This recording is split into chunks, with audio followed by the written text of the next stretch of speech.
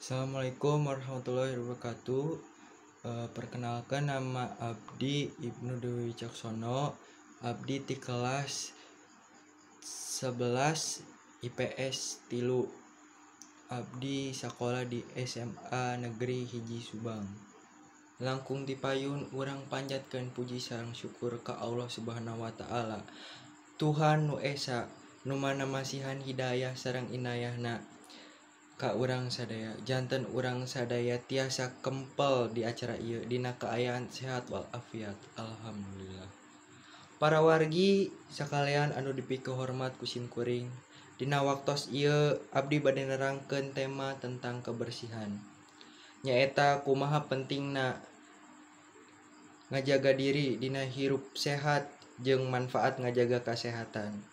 Anu mana urang sadaya teh kedah atau wajib ngajaga kebersihan lingkungan sekitar urang sareng awak nyalira yen urang sadaya tiasa ngajaga kesehatan tina segala rupi penyakit anu aya. Kumargi kitu urang sadaya ge kedah ningkatkeun carana pola hidup sehat kanggo kapayuna hirup urang sakalian ti kawitan ti ayeuna. Siga anu pernah diterangkeun dina salah hiji hadis, inna dofa'aftu minnal iman.